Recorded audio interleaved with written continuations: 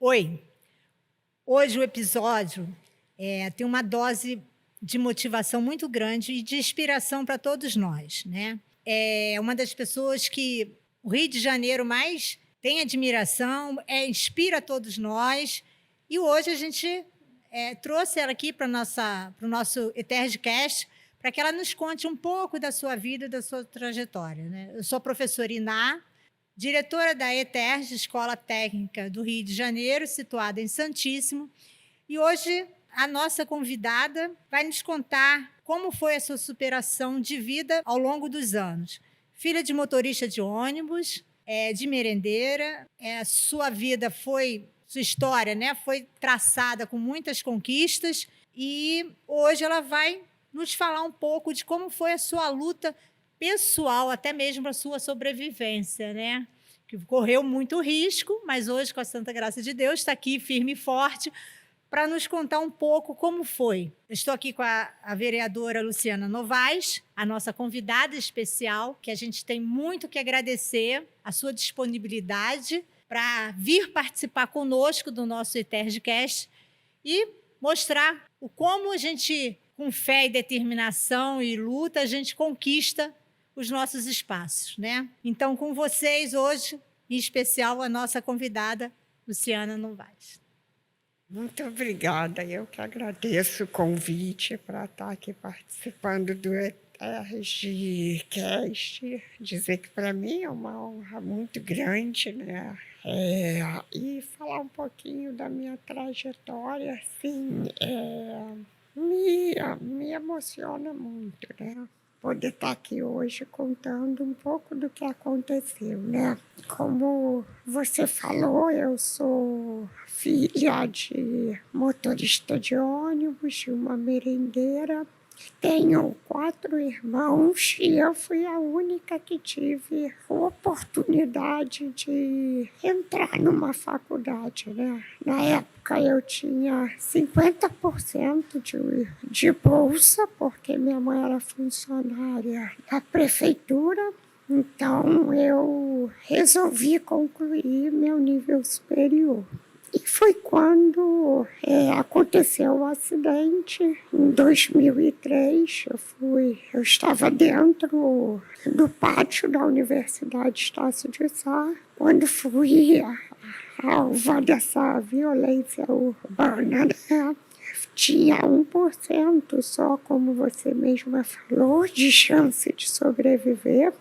Os médicos diziam que se eu sobrevivesse, que eu não voltaria mais a falar, que eu não voltaria mais a comer normalmente, que teria a minha capacidade intelectual totalmente degenerada e que eu ia ficar vegetando em cima de uma cama, né? Mas graças a Deus, com muita fé, eu superei as expectativas dos médicos, né? E fui seguir minha vida, continuar fazendo uma faculdade. E eu acho que o mais importante é a gente ter fé, né, e esperança. E eu sempre tive isso no meu coração. E determinação, né? Porque eu falo assim, quando a gente tem um foco, uma determinação, a gente acredita, né, no poder que a gente vai e conquistando. E você, um grande exemplo, né? A gente não tem nem como falar de outra coisa que não seja fé, determinação e vontade, né? E muito apoio também, né? Como você falou em off, né? A sua família também teve muita importância, né, na sua recuperação da sua vida. Eu queria assim que você contasse um pouco assim como é que foi, né? Você já começou a nos contar como aconteceu há 20 anos, a sua vida num piscar de olhos foi toda transformada. E aí conta pra gente assim, tinha 1% de chance de vida e você superou jogou esses 99 para baixo do tapete e levou a sua vida, né? Claro que com muita luta, né? Com muita dedicação. Conta pra gente assim um pouquinho como foi. Eu digo que, assim, foram imensos os desafios, né. Eu, na época que eu sofri o acidente, eu perdi totalmente a memória, então quando eu saí do coma, eu não sabia o que tinha acontecido comigo, né. Então eu fiquei durante um tempo até descobrir, porque na época os médicos achavam que seria um impacto muito grande, que ainda não era o momento de eu saber. Então, na época, os médicos, junto com a minha família, acharam melhor falar que eu tinha levado um tombo e batido com a cabeça. Então, eu fui sabendo a gravidade da minha situação com o tempo, né, com o passar do tempo. Eu lembro que quando eu acordei, eu não me lembrava de nada do que tinha acontecido, mas a minha família, como você mesma falou, né, a todo momento esteve ali do meu lado. Eu nunca fiquei nem um dia sozinha, né? Então acho que foi graças a Deus, graças à minha família, que eu sempre falo que a família é a base de tudo nas nossas vidas, né? Que eu consegui superar esses desafios. E uma psicóloga falou para mim que eu tinha levado um tiro e eu fiquei com aquilo durante um tempo na minha cabeça, porque meus pais já eram idosos. Então, assim, eu tinha receio de contar algo, de perguntar alguma coisa, e na época eu também não falava. O tiro entrou no meu maxilar e atingiu a minha cervical. Foi bem alto, foi a C3, só que como foi uma arma de fogo, queimou a C1 e um pedacinho do bulbo cerebral. Então, assim, foi bem difícil, mas eu acredito que Deus e a minha fé a todo momento, né, que eu tinha fé, muita fé, eu acho que foi onde eu encontrei forças para superar tudo aquilo, né. E aos poucos eu fui descobrindo o que tinha acontecido. Um dia eu recebi a visita do Gustavo Grelha, que é um rapaz que levou um tiro e ele andava de moletas. E eu perguntei à minha irmã, que sempre ficou comigo, sempre dedicou a vida a mim.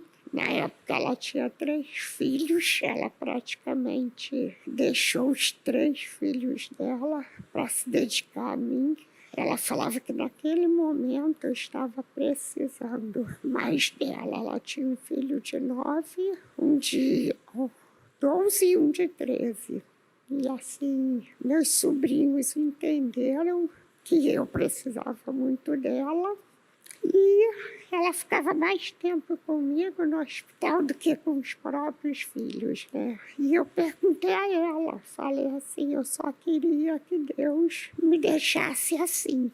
Então ela falou para mim, por que você está falando isso? E eu falei para ela, se eu falar para você, você não conta nada para os meus pais? E ela falou que não, sendo que eu só falava gesticulando um pouco a boca, ou então as pessoas que não entendiam, porque até a minha articulação labial era muito difícil, né? Eu me comunicava através do alfabeto, piscando os olhos, e a pessoa ia formando a frase. Mas ela me entendia perfeitamente, e eu perguntei para ela. Então foi ela que me contou o que tinha acontecido, que tinha sido uma troca de tiros. E eu perguntei para ela, por que no meio de tantas pessoas aconteceu só comigo?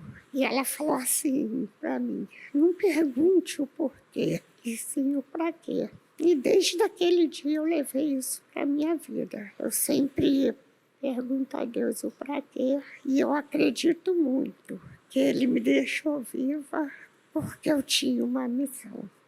Cara, é muito bonito. É assim, a percepção, né? O quanto o amor fez a diferença para você também. né? Porque quando a gente é acolhida, quando a gente é amada, quando a gente está junto, a gente tem mais força, né? Mais garra. E assim, é muito bonito ouvir isso, né? E verdadeiro. Para quê? Né? Porque você estava no momento ali que aconteceu a situação. Mas para quê? Por que foi? O que Deus quis com você, né? Mostrar para as pessoas que tinha que ser uma pessoa de muita resiliência, de muita fé e de muita coragem para poder mostrar para a gente que a vida segue, né? Então, assim, a gente percebe, né, que com toda a sua resiliência, com a sua fé, com o amor, Deus escolheu você. Como é que foi para você, assim, quando você teve essa consciência do que realmente tinha acontecido, de fato o que tinha acontecido, no primeiro momento, assim, como vai ser, né? Porque tem a questão de você se aceitar naquele momento, a condição que você ia viver e ia superar, né? Como foi assim o primeiro momento assim para você, para que você tivesse essa coragem, essa garra de... Bem, assim, no primeiro momento, eu acredito que foi muito difícil, sabe? Muito. Mas eu sempre pensei assim: eu só tenho duas opções.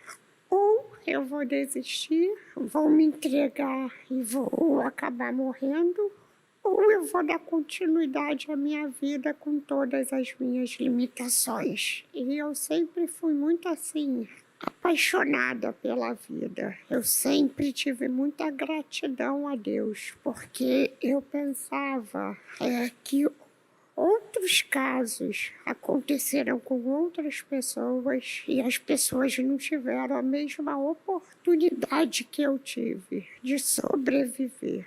Então, eu, com a minha fé, fui ressignificando a minha vida, né? Fui me reinventando, me redescobrindo, tive um aprendizado com as minhas dificuldades.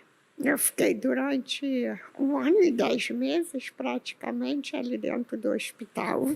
As pessoas dentro do hospital, as técnicas, os enfermeiros, até mesmo o médico, sabe? Me acolheram assim com um carinho tão grande, como se eu tivesse uma família ali no hospital. Então acredito que esse acolhimento, esse amor e essa fé foi o que me deram assim forças para eu continuar mesmo a minha caminhada. Você falando assim, eu venho assim aquela sensação de que eram os anjos que estavam ali para te atender, te ajudar, te dar força, para te iluminar. Foi. E eu vou falar uma coisa, assim, para a senhora, que em todos os momentos, assim, eu não fiz uma terapia com psicólogo logo no começo. Então, eu conversava muito com a minha irmã. E em todos os momentos que eu precisava, parecia não, tenho certeza que Deus colocava palavras na boca dela que eu precisava ouvir. E às vezes eu ficava triste, né? E por estar ali dentro do hospital, eu não sabia, não tinha a certeza de como seria a minha vida e se um dia eu iria conseguir sair do hospital. E a minha irmã falava assim para mim: eu aceito você ficar triste 1 dia, 2, mas mais do que isso, não. E foi assim que eu ia fazendo. Eu ficava triste 1 dia, que eu acho que também é do ser humano, era da situação que eu estava passando, mas eu não me permitia ficar mais de 3 dias triste. Então eu sempre via muitos filmes, muitos livros ali dentro do hospital e a minha irmã falava: eu estou aqui dentro lutando por você. E quando você sair daqui do hospital, as pessoas vão ver o brilho no teu olhar e você vai lutar pela sua vida. Se você quiser desistir, eu vou aceitar, mas enquanto você estiver aqui dentro do hospital, eu estarei do seu lado lutando contigo. Então essas coisas também me deram muita força, muita sabedoria, eu acho, para continuar. E quando eu saí do hospital, eu vi que assim, eu podia viver com as minhas limitações. Eu sempre tive o sonho de concluir a faculdade e assim eu fiz. Voltei a estudar depois de 4 anos do meu acidente. É outra coisa assim que a gente percebe o quanto, né, o ensino, o estudo, a educação também transforma, né, e te dá forças para você prosseguir. Quando você, depois de 4 anos, você decidiu voltar aos estudos, foram outros novos desafios, né, a serem superados. Foram muitos, muitos desafios.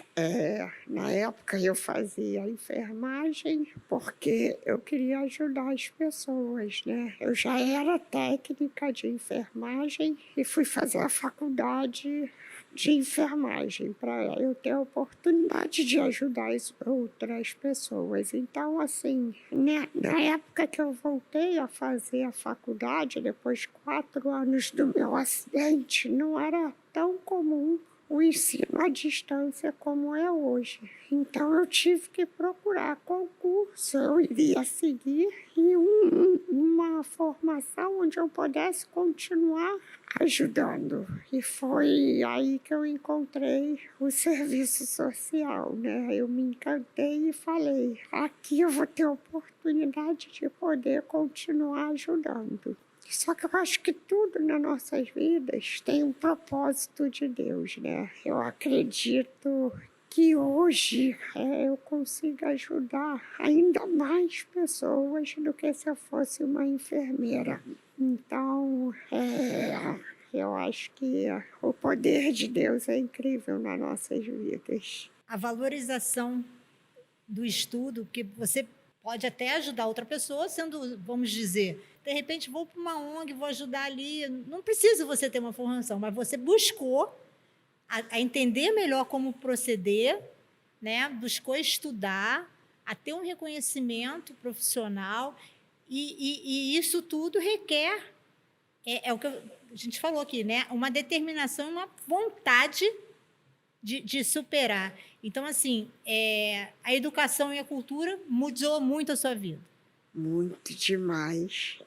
Como eu sempre digo, assim, quando eu fui fazer a faculdade, eu achei que eu ia encontrar outras pessoas com deficiência também. Por ser um ensino à distância, eu tinha que ir à faculdade presencialmente. Uma vez por semana era um ensino semipresencial, né? E quando eu cheguei ali, eu tive assim como se fosse uma decepção por não ter outras pessoas com deficiência também. Mas também fui muito acolhida pela minha tutora, pela professora, né, no caso, pelos meus colegas de turma. Meu sobrinho também me ajudou muito. O meu fisioterapeuta, na época ele tinha assim, um carinho por mim muito grande. Então, o meu sobrinho e o meu fisioterapeuta foram essenciais para eu continuar o meu curso. Eles me ajudavam, como eu te falei, por trás dos bastidores eu não tenho muita informação na área tecnológica, né? Tenho um pouco de dificuldade. Então, eles me ajudavam muito a acessar o computador, a fazer as provas ali pelo computador. Ou quando eu tinha algum trabalho, eles também sempre me auxiliavam, pesquisavam junto comigo. E foi assim muito importante. O estudo para mim foi renovador. E foi quando eu fiz a faculdade que eu vi que eu poderia ajudar outras pessoas. Durante o meu estágio, eu fiz um estágio com crianças, com idosos, e ali eu vi que assim, mesmo com as minhas limitações, eu podia estar ajudando e modificando a vida de outras pessoas. Então foi ali que eu pensei assim, Eu recebi um convite para entrar para a política e eu pensei, por que não? De repente, na política, eu terei uma oportunidade de ajudar um número maior de pessoas. Então, foi por isso que eu me interessei pela política. E você, com todas as suas dificuldades, você sempre preocupada em ajudar. Sempre preocupada com o outro, né? E aí você foi convidada para se candidatar, né? Como assim foi para você, né? Porque mais um desafio, um novo desafio. Um novo desafio mesmo. Assim, foi muito difícil eu entrar para a política, porque na primeira campanha eu não tive nenhum apoio financeiro, foi só ali com um trabalho com amigos, com a minha família. Às vezes a gente ia para a rua e foi nessa época que eu tive noção de quanto o meu acidente repercutiu, porque eu não tinha tanta noção assim. Então, quando eu comecei a ir para as ruas, em 2012, que eu vi que as pessoas falavam assim, eu acompanhei o seu acidente. É o que eu te falei agora também, né? As pessoas falavam, nossa, eu achava que estava passando por um problema e quando eu vi você, a sua história, eu vi que o meu problema não era nada. E isso me dava mais forças ainda para eu continuar. Quando eu chegava em casa, porque às vezes eu passava 10 horas, 8 horas na mesma posição na cadeira, então eu chegava em casa muito cansada, mas chegava assim, renovada pelas coisas que eu ouvia nas ruas. Então, para mim, assim, foi muito gratificante concorrer. Na época, eu tive 8.000 e poucos votos, não consegui me eleger, mas como o meu lema é desistir jamais, eu continuei. Fim em 2014 também, como candidata, não consegui, aí eu falei em 2016, vai ser a minha última vez, mas eu vou tentar de novo. Aí foi quando eu entrei. E eu acho que assim, Deus sabe de todas as coisas na nossa vida, né? Eu sempre digo que nada é do nosso tempo, tudo é no tempo de Deus. Então, assim foi feito. E quando eu entrei para a política, eu vi que assim, eu queria uma formação para que eu pudesse ter qualificação para ajudar ainda mais as pessoas. Então foi quando eu resolvi fazer uma pós-graduação em políticas públicas e gestão governamental, que também para mim foi assim muito difícil, porque essa não era distância, era presencial. Então, uma vez por semana, toda segunda-feira, que era o dia da minha folga aqui na Câmara, eu passava 12 horas sentada praticamente na mesma posição na cadeira. Eu chegava na pós por volta de 8 horas, mas ia para a cadeira 7 horas, só chegava em casa 7 horas da noite. Mas para mim, assim, valeu muito a pena. Todo o sacrifício foi muito bom. Não bastava ter só a formação superior, buscar cada vez mais crescer, né? Conhecimento. A sua luta, né, ela muito focada na questão da integração, da inclusão e dos idosos, né? Como assim você viu essa necessidade da buscar por essas causas, né? Da criança, da socialização, da integração, dos idosos? Como que você buscou, teve esse despertar?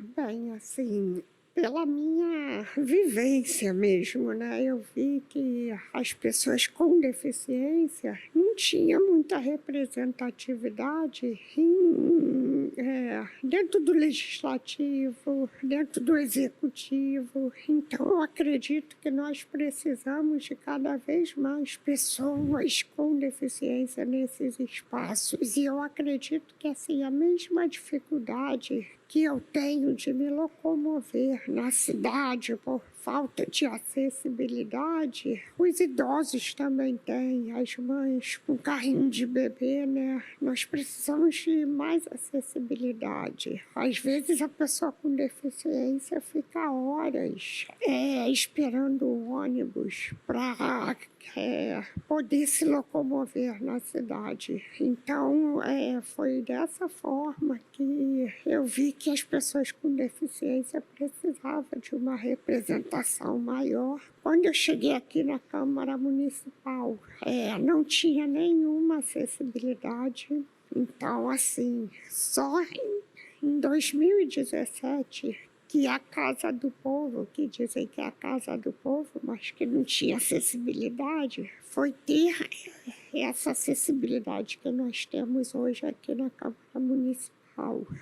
Não é uma acessibilidade plena ainda, nós precisamos avançar muito para que tenhamos essa acessibilidade plena, não só aqui na Câmara Municipal, mas nos prédios públicos, né? Na cidade como um todo. E, assim, essa é a minha luta pela inclusão, né? Eu também, uma pauta que eu me dedico muito é das pessoas em situação de rua, porque eu acho que são pessoas invisibilizadas também pela sociedade e que precisam, assim como as pessoas com deficiência, terem mais visibilidade. Então, assim, eu procuro sempre estar em contato, ouvir essas pessoas para eu poder estar concluindo meu trabalho aqui dentro, né? Porque eu estou aqui, eu sempre digo, para dar voz a essas pessoas. Mas como eu sempre falo, para eu dar voz, eu tenho que ouvi-las. Então eu sempre digo que o meu mandato, eu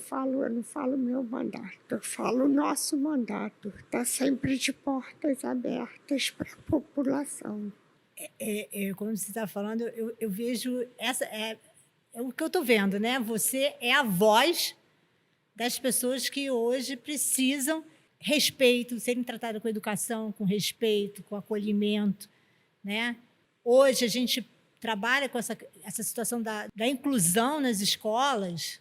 Eu aprendo muito mais com o meu aluno que está lá, a gente trabalhando para essa inclusão, do que até mesmo ele perceber o quanto ele está sendo importante. A gente tem várias situações em que a gente aprende muito mais do que eles com a gente. O importante é o aprendizado também que a gente tem de perceber o quanto a nossa vida é transformada quando você trabalha com essa inclusão e com respeito, com a educação, né? Nossa, sim, é muito importante ouvir isso, porque eu sempre falo que as crianças ditas, né, sem deficiência aprendem muito mais quando elas convivem ali na sala de aula com as crianças com deficiência. O aprendizado é maior para essas crianças, porque a criança cresce com empatia, com respeito às diversidades, né? E eu acho que isso transforma a nossa sociedade em ser uma sociedade realmente inclusiva. Então, ouvir isso, nossa, para mim, assim, é muito importante. Muito. Você, em 2016, você foi, assim, a vereadora com mais leis aprovadas, né? Um recorde. E, assim, basicamente, quais foram as suas propostas e que foram para votação e você conseguiu mudar a realidade até no momento, né? Porque quando a gente propõe várias leis, várias mudanças e elas são aprovadas, elas acontecem, você está mudando toda uma estrutura, né? É tudo muito novo para todo mundo. Mas, assim, o que você considera ter sido uma das mais importantes ou as mais importantes, que fizeram realmente a mudança, a diferença? Bem, quando eu fui eleita, em 2016, eu ouvi assim, o que uma menina tetraplégica vai fazer ali dentro da Câmara Municipal? Eu ouvi isso nas ruas. Então, eu me dediquei muito, tive uma determinação muito grande aqui dentro e eu fui a vereadora de primeiro mandato em 2017, em 4 anos, né? Com o maior número de leis aprovadas. Eu tive 100 projetos protocolados, 67 leis aprovadas e eu fiquei como suplente em 2020 por causa da pandemia. E entrei agora em 2023. Então, tem 10 meses que eu estou aqui na casa e também já protocolei 90 leis e já foram aprovadas mais de 20 leis. Eu acredito que, assim, já existem muitas leis, né? Mas, infelizmente, elas não são cumpridas. Então, assim, eu vi pautas aqui dentro que eu acreditei que precisavam ser confirmado, assim, ter uma aprovação dessas leis para que a gente pudesse estar cobrando com mais intensificação ao executivo, né? Então, assim, de todas as leis que eu aprovei, eu acredito, eu vou citar aqui 3 que eu acho muito importante. Uma é a Lei 6.355, que é de 2018, que reserva 5% das vagas de obras e serviços públicos da prefeitura para as pessoas em situação de rua. Uma é a Lei 6.449, que dá tratamento psicológico para os responsáveis das pessoas com deficiência e aos atendentes dessas pessoas também, porque eu sempre digo que, assim, a pessoa que cuida, né? Ela precisa ser cuidada. E muitas dessas mães, eu ouvia elas e as leis surgiram justamente de eu poder ouvir essas pessoas, né? Tantas pessoas em situação de rua, que eu vi que, assim, precisavam de oportunidades, que muitos estavam ali por falta dessa oportunidade, né? E essa oportunidade, eu acredito que só vai acontecer se essas pessoas tiverem acesso a empregos e a questão da pessoa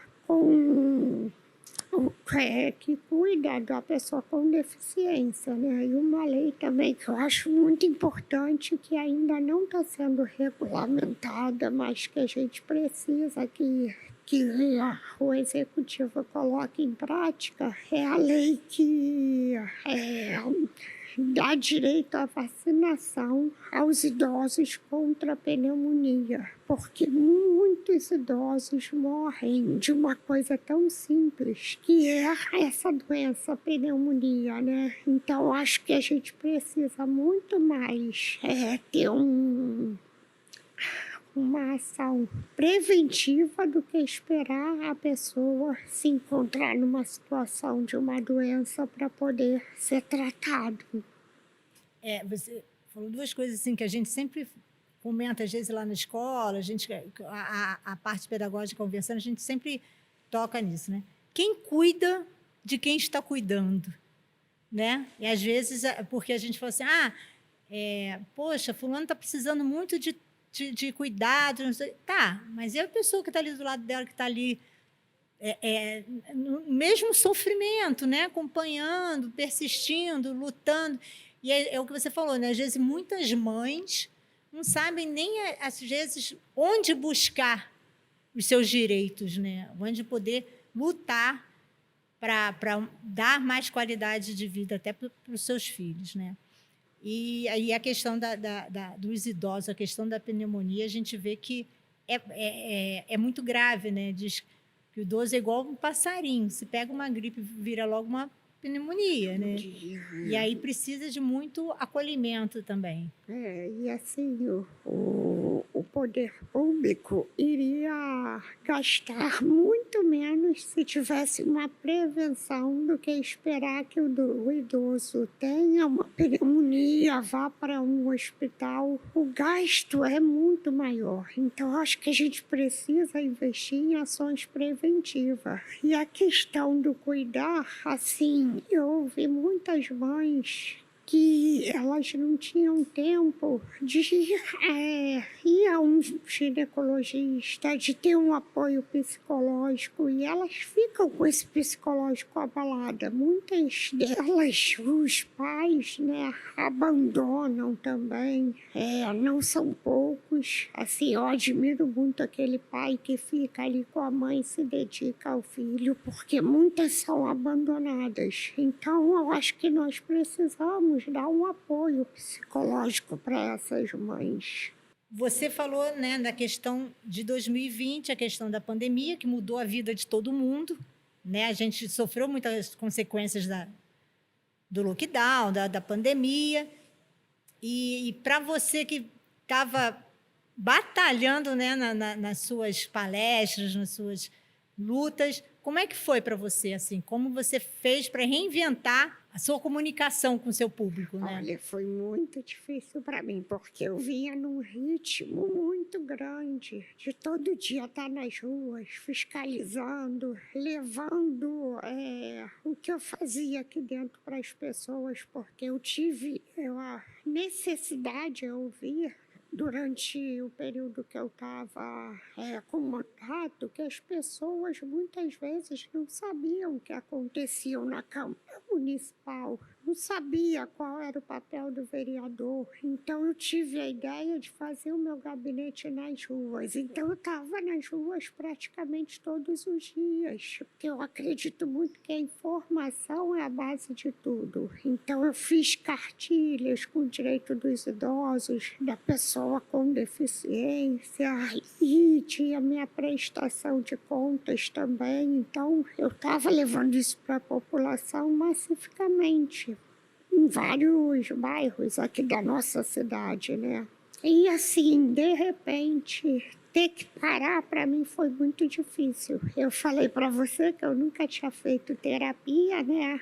Mesmo com a dificuldade do meu acidente, nunca, assim, precisei, acho que, de um tratamento. Nunca vi essa necessidade. E quando veio a pandemia, para mim foi assim, tão uma coisa tão radical, tão assustador, que eu precisei fazer terapias. Então, assim, eu fiquei em casa. Foi quando eu me candidatei, não ganhei, porque eu não podia ir para as ruas de forma alguma. Eu fiz a minha campanha toda dentro de casa. Aquilo me gerou uma ansiedade muito grande, né?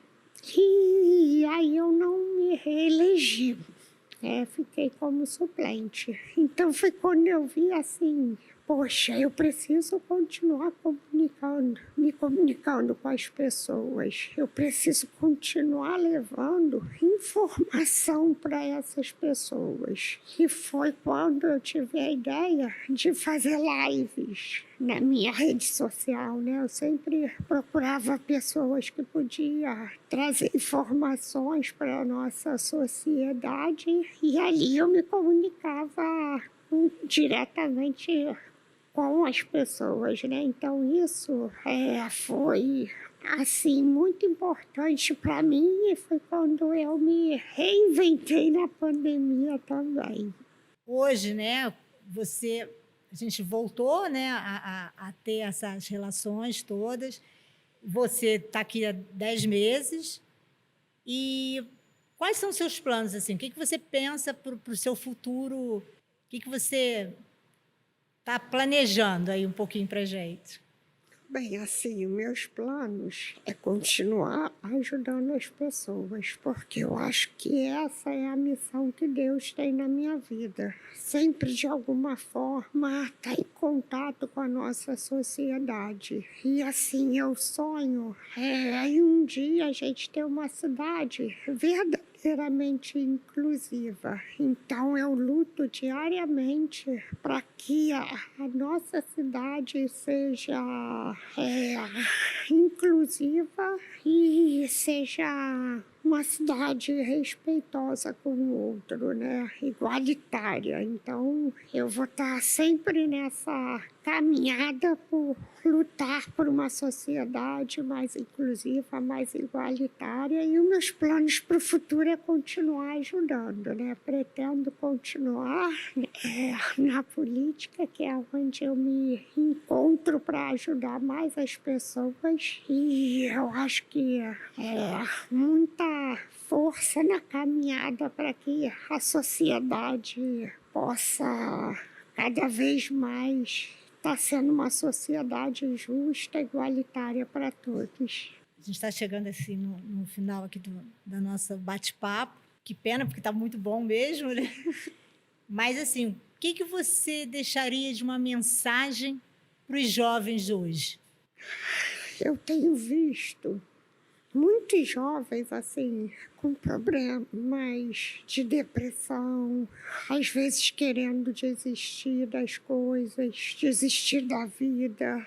E eu digo para esses jovens que nunca desistam, porque a vida é a coisa mais bela que existe. Então, por mais difícil que seja o problema, assim como foi comigo, que eles tenham fé. Fé para superar as dificuldades diárias. E que nunca desistam, né? Como é meu lema, desistir jamais. Que eles possam ter esse lema também. E muita fé, e muita garra, e muita determinação. Porque eu acredito que quando a gente tem um pouquinho de fé dentro da gente, é o que nos ajuda a acreditar em nós mesmos. Então, que eles possam acreditar no potencial deles e que nunca desiste. Então, com muita fé e determinação. Assim, você está falando da questão dos jovens hoje com a depressão, e aí você vê assim, né? Tem nem palavras para falar com a Luciana do que é você dar uma reviravolta até nos prognósticos dados pelos médicos, né? Que não teria chance de nada, e você tem aí uma luta de muito orgulho, né? Acredito eu que é uma satisfação muito grande para você poder estar aqui hoje, fazendo o seu trabalho, ajudando aquelas pessoas que precisam e dando esse exemplo que bastava, não precisava nem você falar, né? Bastava você estar ali e a gente vê o quanto realmente é possível. Só tem muito, muito que agradecer mesmo. A sua história de vida é um exemplo para todos nós, principalmente que esses jovens de hoje, né, eles possam ver o quanto a gente pode fazer diferente. E, assim, realmente você tem um mundo pela frente. Espero, assim, poder ter outros bate-papos com você, a gente conversar mais vezes. Venha nos visitar lá na ETERJ, conhecer um pouco do nosso trabalho, conhecer um pouco dos nossos alunos também, da nossa comunidade, porque é muito bom a gente poder ajudar o próximo. Eu também acredito nisso, acredito que a educação é a mola mestra para todo o crescimento de qualquer país, de qualquer município, de qualquer estado. Então, assim, e você nos prova isso no seu dia a dia, que foi a educação, através da educação você buscou e continua buscando, né? Então, assim, Luciana, muito, muito obrigada. Espero que você tenha todo o sucesso do mundo e mais um pouco.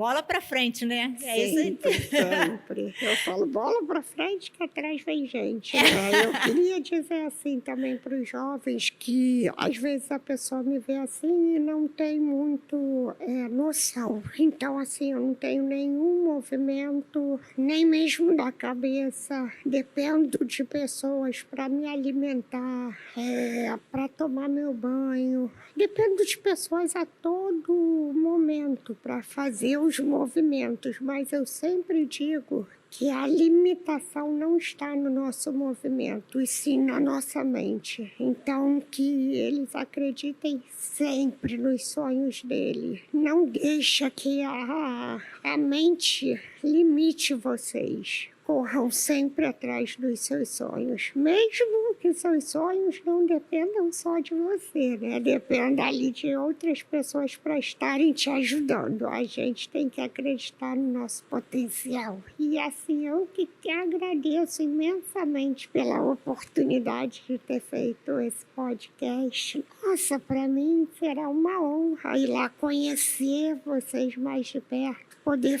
conhecer esses jovens também irá ser muito bom. Esperamos você lá. Vamos tomar um café juntos. E é o que você estava falando, né? A cabeça comanda tudo.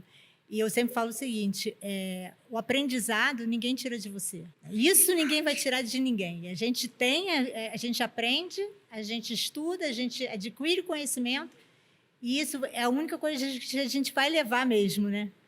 Porque ninguém tem como tirar da gente e isso é impossível. Bom, gente, encerramos aqui, né, mais um episódio do nosso Eterdcast, hoje com a nossa convidada especialíssima, que nos dá uma lição realmente de vida, e espero realmente que vocês aprendam e gostem muito desse bate-papo e busquem realmente a sua liberdade através do poder da sua educação e da sua formação. Obrigada a todos.